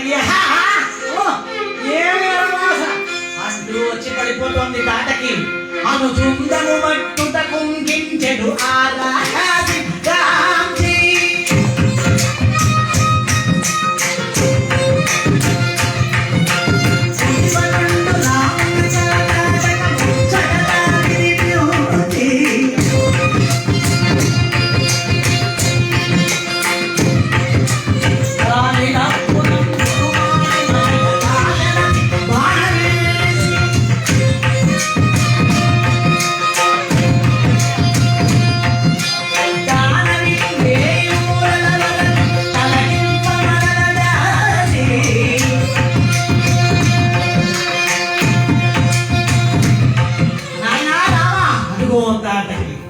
తక్షణం సంహరించు. మొట్టమొదటిలో శివాలు అనేది స్త్రీని చంపనా మన స్త్రీ రామూర్తి ఒక బాణ ప్రయోగంతో దాన్ని 1000 మూల దూరంలో పడేదనుకుంటే, కానీ మళ్ళీ తిరిగి విజృంభిస్తూ అది విపరీతమైన వేగంతో వచ్చేస్తూ అది దుమ్ము ధూళి అలా కనిపించట్లేదు. రామా, నేను హెచ్చరించాను నిన్ను, చీకటి పడే కొద్దీ రాక్షసుకు బలం పెరుగుతుంది, విశాఖలు వాడిని కనుక ఆలోచించకు, ఆలస్యం చేయకు, ఆ స్త్రీని శంకించకు, తాటని సంహరించు అన్నాడు విశ్వామిత్ర మహర్షి. వెంటనే ఆగ్నేయాస్త్ర ప్రయోగంతో రామచంద్రమూర్తి తాటకి సంహారం చేశాడు. జై శ్రీమంత్రమారమణ గోవిందో హరి గోవిందా గోవిందా. భక్త మహాశీలరా, అక్కడి నుంచి చాలా సంతోషపడ్డాడు మహానుభావుడు విశ్వామిత్ర మహర్షి. తన ఆశ్రమంలో ప్రవేశించడానికి ఇదివరకు మహానుభావుడు దుశాసుడని ఒక మహానుభావుడు ఉన్నాడు. ఆయనకి జయ సుప్రభ అని ఇద్దరు భార్య. ఈ వారికి 100 మంది కొడుకులు. వీళ్ళందరూ కూడా పరమేశ్వరుని కోసం తపస్సు చేశారు. ఆ పరమేశ్వరుని యొక్క అనుగ్రహం చేత అస్త్రాలుగా శస్త్రాలుగా మారిపోయారు. అస్త్రం అంటే ఏమిటి? శస్త్రం అంటే అస్త్రం అంటే సమంత్రపూర్వకంగా బాణప్రయోగంతో ప్రయోగించేది అస్త్రం. శస్త్రం అంటే ఏమిటి? కత్తి మొదలైనప్పుడు శస్త్రాలు అంటారు. అస్త్రాలు వేరు, శస్త్రాలు వేరు. అది వాళ్ళందరూ కూడా అలా మారిపోయారు. ఆ దుశాసుని కొడుకులు వాళ్ళందరూ శ్రీరామచంద్రమూర్తి ఎదురుగా ప్రత్యక్షమై ఏమిటి ఆజ్ఞ అన్నారు. నాకు అవసరమైనప్పుడు నేను తలుచుకుంటాను అని చెప్పి రామచంద్రుడు వాళ్ళందరినీ పంపించేశాడు.